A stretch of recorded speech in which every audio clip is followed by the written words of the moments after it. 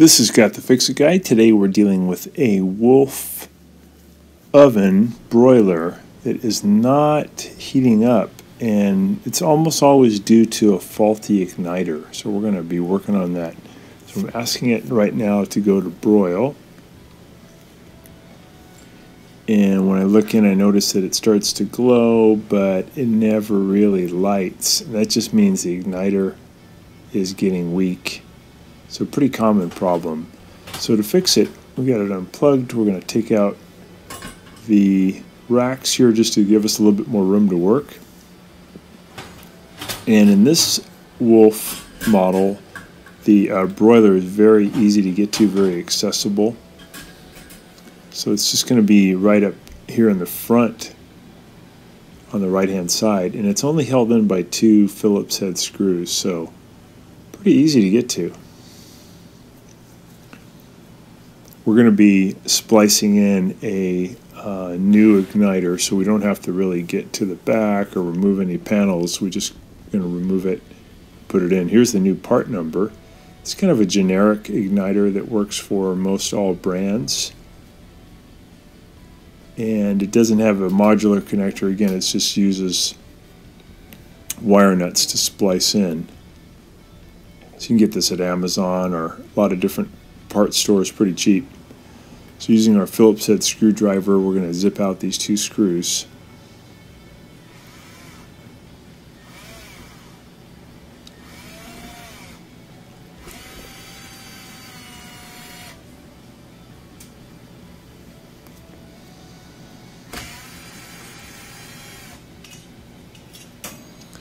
There we go. I'm going to pull on the wire a little bit so more of it comes out, and then we'll clip these 2 wires, cut out the old one. We're going to strip those 2 wires back by about 1/4 of an inch. Here's the new one.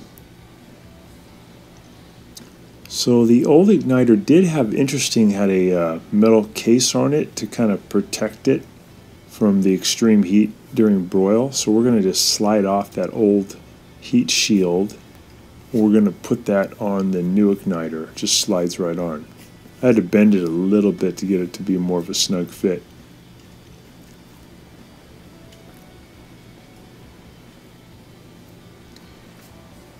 And the wire that comes with the new igniter is a bit longer than I need, so I'm going to cut it down to size, and then I'll splice in about 1/4 of an inch. And the kit comes with 2 ceramic wire nuts so that they can take, tremendous heat and they won't melt. So they're really easy to use and very effective.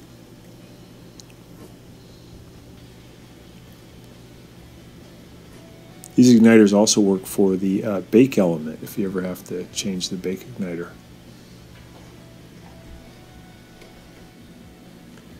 So we're going to hold those 2 wires, and after we splice it, and then we'll put the wire nut on. And any order of wiring is okay. There's no polarity problem. So you can have the 2 wires coming out of the igniter. You can use the right one with the left wire from the igniter. It doesn't matter. So we'll hold those 2 and get them lined up, and then we'll put on the ceramic wire nut, and we'll twist it righty-tighty until it's very tight so it really can't go any further. And that binds those 2 wires together very tightly. We'll do the other side.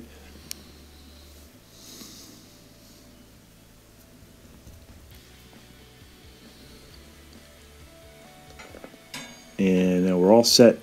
All we have to do now is just get the igniter mounted back up using those 2 Phillips head screws.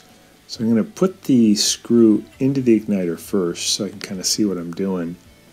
And then I'll push that screw up into the hole and spin it in. And I'll get the second one spun in.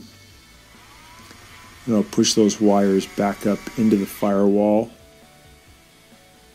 And some of it will be hanging down still, but that's okay. That wire can take the heat, and the wire nuts can take the heat.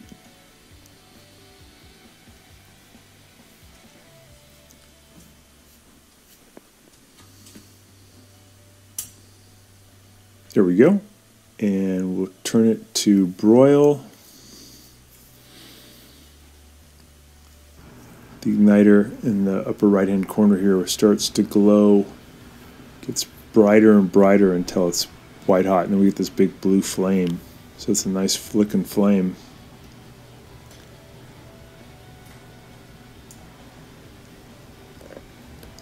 Ignites pretty fast, usually within about 30 seconds with a brand new igniter. The old ones sometimes they actually ignite kind of late. They let in the gas and then they ignite and they cause a small explosion and the door goes flying open. So if you notice that's happening, it's time for a new igniter. So just putting the racks back in.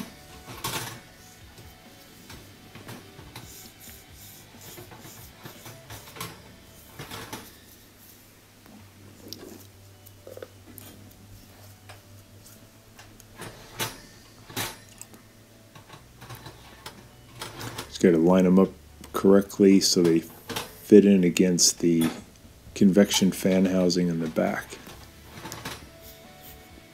Go, turn it for broil. Get that nice blue flame, very good.